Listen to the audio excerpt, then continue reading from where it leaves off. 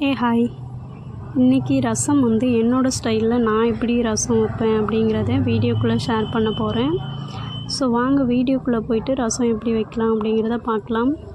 ஒரு 4 பேர் சாப்பிட்ற அளவுக்கு இன்றைக்கி நான் ரசம் வைக்க போகிறேன். ஸோ இதுக்கு வந்துட்டு ஒரு பெரிய நெல்லிக்காய் சைஸ் அளவுக்கு வந்துட்டு புளி நல்லா அழுத்தி அந்தளவுக்கு எடுத்துக்கோங்க.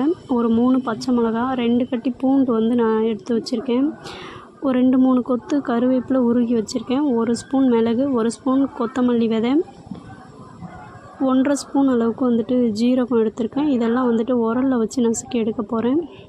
ஸோ இதை தாளிக்கிறதுக்கு ஒரு 2 தக்காளி, 4 காஞ்ச மிளகா, 2 கொத்து கருவேப்பிலை எடுத்து வச்சுருக்கேன். ஸோ இதுக்கு முன்னாடி நம்ம இதெல்லாம் நசுக்கி எடுத்துகிட்டு வர்றதுக்கு முன்னாடி நம்ம வந்து புளியை ஊற வச்சுட்டு போயிடலாம். ஸோ புளியை ஊற வச்சிட்டேன். ஒரு 10 நிமிஷம் அளவுக்கு வந்துட்டு இந்த புளி நல்லாவே ஊறட்டும். இது ஊற அளவுக்குள்ளே நம்ம அதெல்லாம் நசுக்கி எடுத்துகிட்டு வந்துடலாம். இப்போ நான் உரலில் தான் வந்து எல்லாத்தையும் நச்சு எடுத்துக்கிறேன்.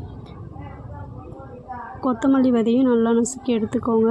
இது வந்து ரொம்ப நைஸாக நசுக்கணும்னு அவசியம் இல்லை. ஒரு கொரகொரப்பாக வந்து இடித்து எடுத்துக்கிட்டால் போதும். ஸோ எல்லாத்தையும் தனித்தனியாக போட்டு இடித்து எடுத்து வச்சுக்கலாம்.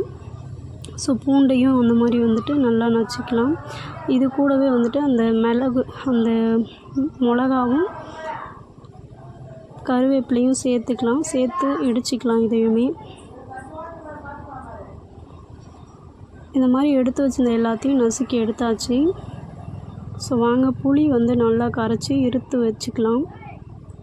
ஸோ இப்போ நல்லா புளியை கரைச்சிட்டு நல்லா வடிகட்டி எடுத்து வச்சாச்சு. இது கூடவே வந்துட்டு நம்ம எடுத்து வச்சுருந்தோம் இல்லையா, அந்த தக்காளியை நல்லா கட் பண்ணிவிட்டு அதையுமே வந்துட்டு இது கூட தண்ணியிலே கரைச்சி வச்சுக்கலாம். கருவேப்பிலையும் இது கூட வந்து தண்ணியில் நல்லா கையால் கரைச்சி விட்டுக்கோங்க. இது கூட உப்பு கொஞ்சமாக சேர்த்துக்கோங்க. ஸோ வந்து இப்போ வானல் காஞ்சிட்ருக்கு. வானல் காஞ்சதும் எண்ணெய் ஊற்றிக்கலாம். எண்ணெய் காஞ்சதுமே கடுகு சேர்த்துக்கலாம்.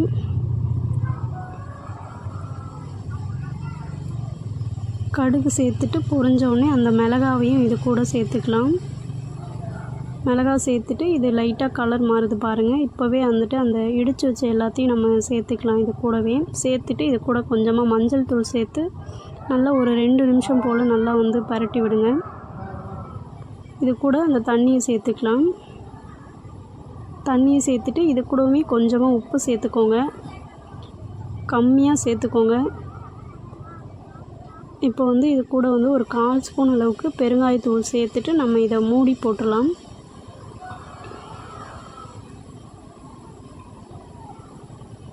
மூடி போட்டுருங்க.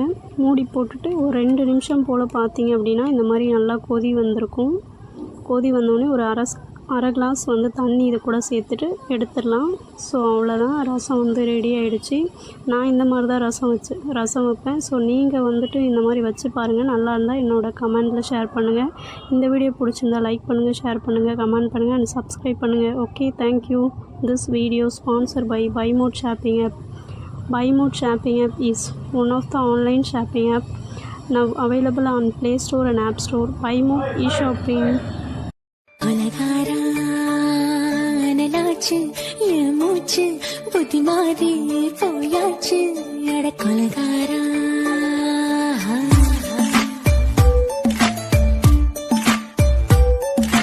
கொலகாரி உன்னை பார்த்து உசுர் போச்சு நின்னு போச்சு என் மூச்சு அடி கொலகாரி.